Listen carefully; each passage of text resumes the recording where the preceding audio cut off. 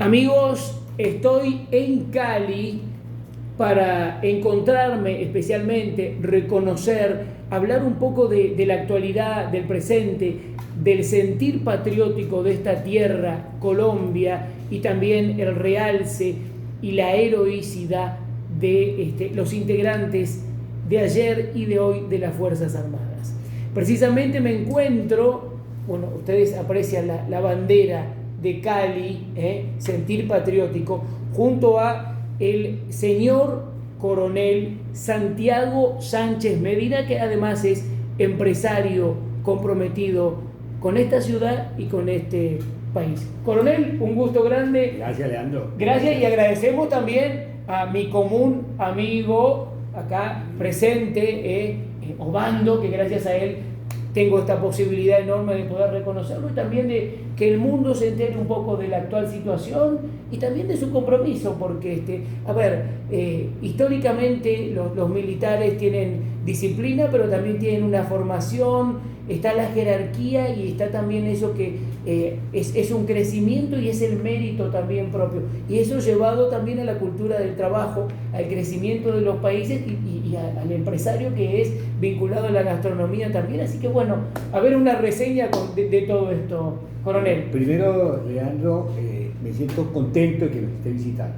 Bueno, gracias por recibirme y gracias a Obando también. Que nos visite y que hayan unos espacios como estos, canales expeditos que permiten comunicar a la gente el sentir de los que estamos viviendo en carne propia las diferencias que en Colombia se presentan hace mucho tiempo. Como decía usted, yo soy un coronel retirado de las fuerzas militares, pero para nuestros oyentes no se llega al coronel ni se llega a general sin antes haber sido soldado. Para poder llegar al coronel uno necesita 30 años.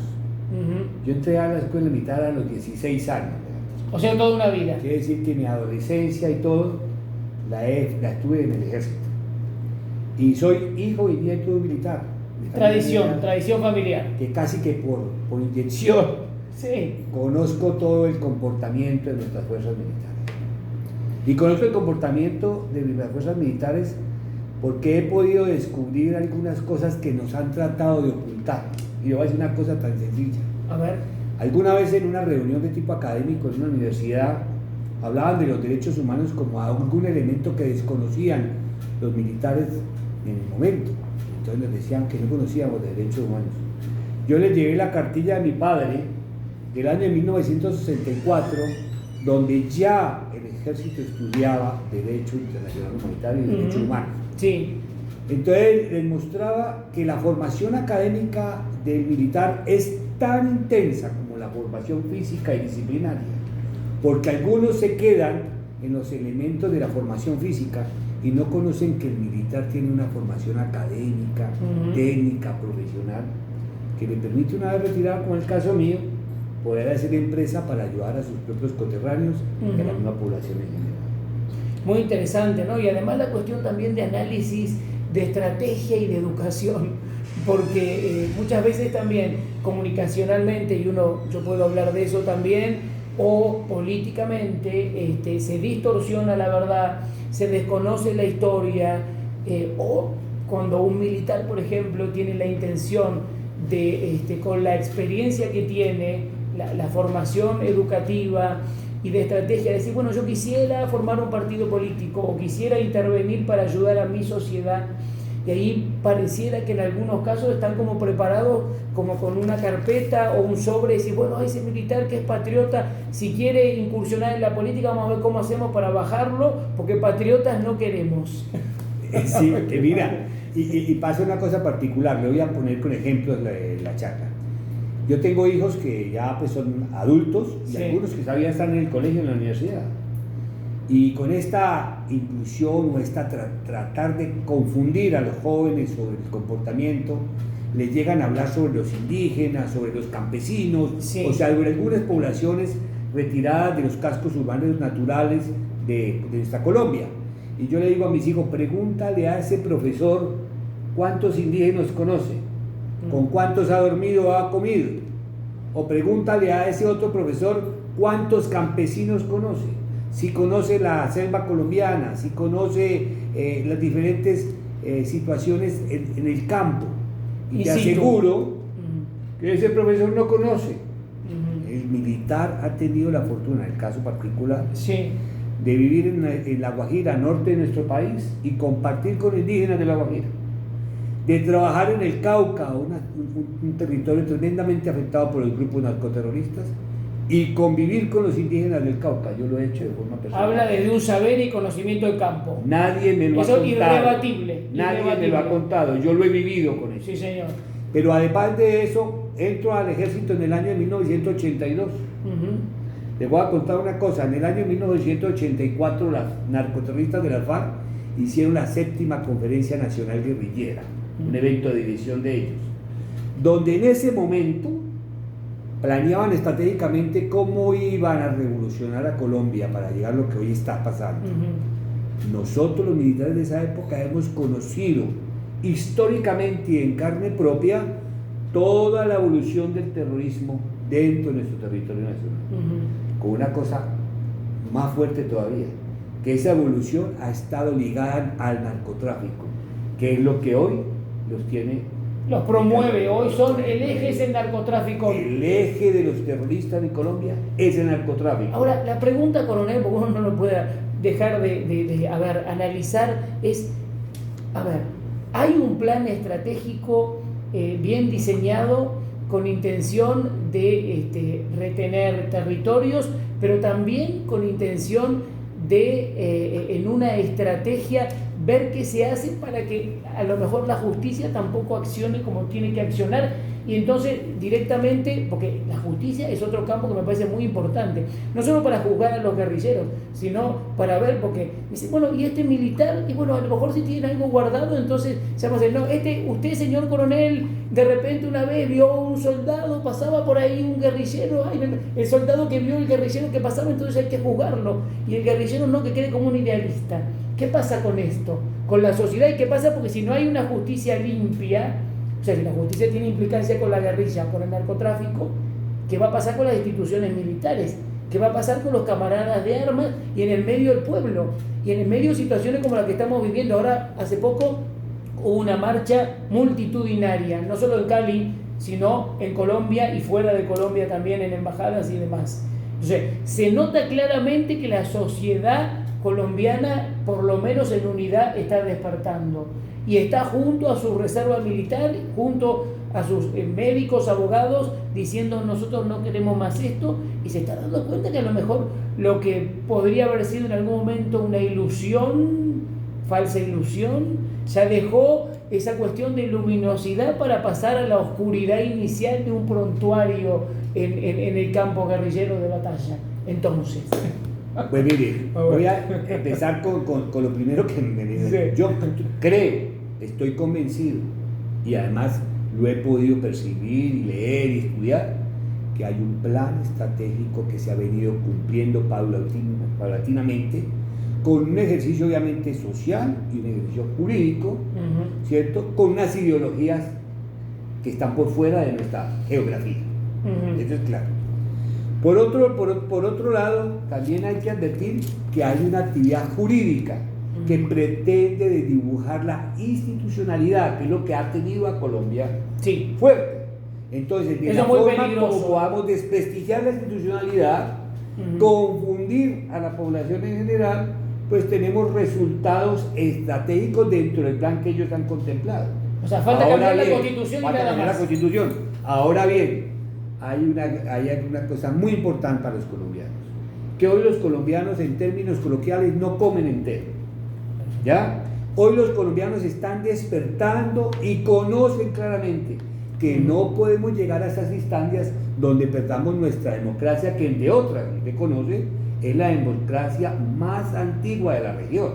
Sí, señor. ¿Sí? ¿Y quiénes han defendido esa democracia? Los ciudadanos, que conocen, o sea que hay esperanza y ejemplo, institucionalidad, y especialmente las fuerzas militares, a las cuales tenemos que respaldar, apoyar y rodear, porque a ellos hoy en día les toca un papel bastante difícil, pero son los que protegen la Constitución, y nosotros, los miembros de la Reserva Pública, que vivimos la guerra, que conocemos en carne propia y en el terreno lo que pasa con nuestra población, debemos estar al frente para develar los planes malintencionados sobre la libertad del pueblo colombiano.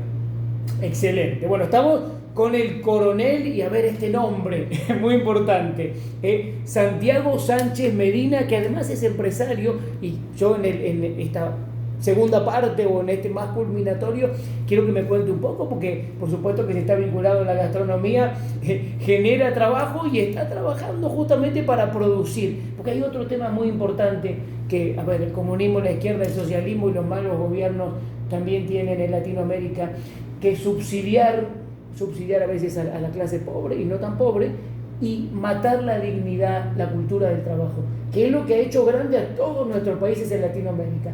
Argentina mismo, cuando venían los españoles e italianos con su cultura del trabajo, pisaban suelo, a lo mejor por cuestiones de guerra o lo que sea, lo primero que hacían es generar, trabajar, como sea, trabajar. Esa dignidad hizo grande a nuestros países. Y hoy ya podemos hablar también de nuevo orden mundial, de Foro de San Pablo, claro, y muchas cosas más de toda esa estrategia global. Pero a ver, si se infiltra y adoctrina y destruye la educación, si se mata la cultura del trabajo, si se promueve esta cultura del narco, hoy ya enlazada al origen guerrillero, pues entonces se está destruyendo la moral de la familia, base de la sociedad. Entonces, por eso es tan importante la cultura del trabajo, y por eso celebramos al señor coronel, que es empresario, que está vinculado a la gastronomía. Quiero que me cuente eso y que me dé un mensaje también a la sociedad. Mire qué cosa más interesante. Le quiero decir que yo entro a la gastronomía casi que por accidente. Amén. Y esto por accidente porque un cuñado mío es realmente un ingeniero de alimentos, y yo con él me uno a este tipo de gastronomía. No hay nada más difícil hoy en Colombia que formar empresa. Formar empresa es lo más difícil. Y al que trata de formar empresa lo rodean de impuestos, de limitaciones, de una cantidad de cosas que le limitan la oportunidad de generar empleo y de ayudar. Pero le voy a contar una cosa, igualmente con este lenguaje tipo coloquial que he usado para esta entrevista. Cuando fue el paro armado, donde la ciudad de Cali fue destruida, con un plan que hizo que nos paralizáramos completamente, ya habíamos terminado de pasar la pandemia. Pandemia que nos había afectado mucho a los que manejábamos la parte de gastronomía. Estábamos levantando el peso de esa pandemia, haciendo domicilios, corriendo. Yo mismo hacía mis domicilios, le quiero contar, en motocicleta, en carro, llevando la comida que producía. ¿Qué ejemplo? Tengo en mi piel tengo las marcas de los hornos, porque yo mismo tenía que cocinar para llevar los pedidos que me mandaban. Pero ese no es el cuento. Un día mi administradora se paró conmigo al lado del restaurante y decía: señor Santiago, nadie viene a comprar nuestra comida, ¿qué vamos a hacer? Cuando estamos en el paro le dije: ¿sabe qué vamos a hacer? Le decía yo: vamos a seguir trabajando, vamos a seguir esforzándonos, porque usted, los que trabajan conmigo, necesitan comer, necesitan llevar a su familia, y seguimos trabajando, mientras que otros destruían la ciudad. Totalmente. Bueno, ahí está, es el mejor ejemplo, lo ha dicho con total claridad. Bueno, coronel, empresario, por sobre todas las cosas, patriota, militar, ciudadano de bien. Así que para mí ha sido un honor este conversatorio con Santiago Sánchez Medina, y para el final, ahora sí, yo quiero un mensaje para el pueblo colombiano y también para sus camaradas, los de la reserva y también los que están hoy en una situación nada fácil, con un desgobierno bien complejo. Mire, el mensaje no es sino el siguiente, querido amigo: rodeemos la institucionalidad, rodeémosla, démosle la oportunidad que ellos en ese ejercicio puedan defender esta democracia. Al rodearla y estar firmes en ese apoyo a ellos incondicional, creo que el pueblo despertará y democráticamente veremos el cambio que hoy Colombia necesita. Ese es mi deseo. A los compañeros de armas, a nuestros hermanos de hambre, recuerden que estamos en la reserva activa. Estamos activos, no estamos retirados de esta contienda política, social y demás. Y nos cabe una responsabilidad moral de que lo que aprendimos y lo que conocemos lo defendamos. Bueno, lo aglutino a todas las fuerzas militares, pero gloria y honor ayer y hoy al ejército colombiano en nombre del señor coronel. Muchas gracias. Muchas gracias. Okay.